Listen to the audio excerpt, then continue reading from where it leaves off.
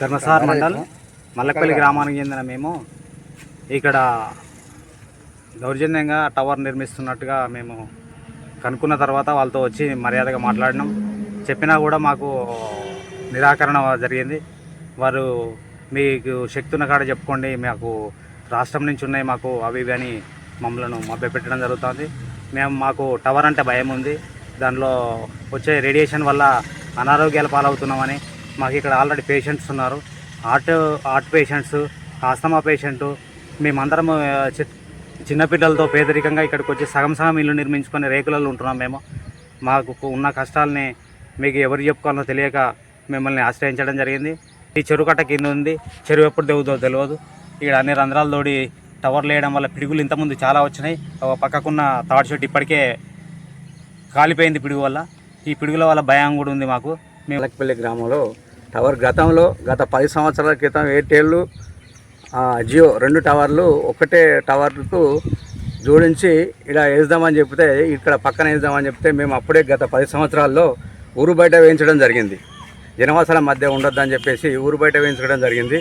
మరి అదే టవర్ను ఈరోజు ఆ టవర్ పాత టవర్ ఉండగానే ఇంకో టవర్ కాకుండా అదే టవర్ ఇప్పుడు తీసుకొచ్చి మళ్ళీ పాత టవర్ని ఊరు బయట ఉన్నటువంటి టవర్ను తీసుకొచ్చి ఇక్కడ జనవాసాల మధ్య ఇళ్ళ మధ్యన ఇప్పుడు పెట్టడానికి ప్రయత్నం చేస్తున్నారు. దయచేసి విన్నపం ఏంటంటే, మేము టవర్ వద్దని చెప్పి మేము అనట్లేదు, టవర్ మాకు కూడా అవసరమే, టవర్ వేయొద్దని మేము అనట్లేదు, ఆ సేవలు మాకు అవసరమే. కాకపోతే ఇక్కడ ఏం జరుగుతుందంటే, ఇక్కడ ఇండ్లు ఉన్నాయి, చుట్టుపక్కల ఇండ్లు ఉన్నాయి, ఫంక్షన్ హాల్ ఉంది, పక్కన చెరువు కట్ట కింద చెరువు ఉంది, పక్కన కట్ట కింద చెరువు ఉంది. ఇక్కడ అదేవిధంగా హై స్కూల్ ఉంది, ఇక్కడ పక్కనే ఒక దాదాపుగా ప్రైమరీ స్కూల్ ఉంది, హై స్కూల్ ఉంది. 300 మంది దాకా పిల్లలు ఉన్నారు. వీళ్ళకి వృద్ధులు ఉన్నారు ఇళ్ళల్లో. ఇక్కడ చుట్టుపక్కల 20-30 ఇండ్లు ఉన్నాయి. ఇక్కడ పక్కనే హై స్కూల్ ఉన్నది, ఫంక్షన్ హాల్ ఉంది. కాబట్టి మేము ఆ టవర్ని ఏమంటున్నాం అంటే, పాత టవర్ అదే టవర్ను కొనసాగించాలని కోరుకుంటున్నాము. కాకపోతే అక్కడ కాకుండా పక్కన ఎక్కడన్నా జనవాసాల దూరంగా వేయమని కోరుకుంటాం తప్ప టవర్కు మేము వ్యతిరేకం కాదు. టవర్ మాకు కూడా అవసరమే, ఆ సేవలు మేము కూడా ఉపయోగించుకుంటాం. కాబట్టి దయచేసి అధికారులు, ప్రజాప్రతినిధులు ఈ విషయాన్ని గమనించి డిపిఓ గారిని మరియు జిల్లా కలెక్టర్ దృష్టి కూడా తీసుకుపోవడం జరిగింది. వారికి కూడా గ్రీవెన్స్లో కూడా నిన్న అప్పీల్ చేయడం జరిగింది. లోకల్ ఎమ్మెల్యే గారు కడెంసరి గారి దృష్టి కూడా తీసుకుపోవడం జరిగింది. వారు దీన్ని ఆపించడం జరిగింది. స్టేషన్కి ఫోన్ చేసి తాత్కాలికంగా పనులు నిలిపివేయడం జరిగింది. కాకపోతే అది శాశ్వతంగా పరిష్కారం చేసే విధంగా చర్యలు తీసుకోవాలని చెప్పేసి అధికారులందరినీ, ప్రజాప్రతినిధులందరినీ వేడుకుంటూ. మాది మల్లపల్లి గ్రామం.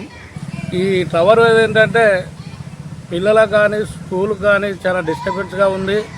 మరి ఇల్లు కూడా చాలా దగ్గర ఉన్నాయి. మరి ఆడ పక్కనే ముదిరాజు ఫంక్షన్ హాల్ ఉంది.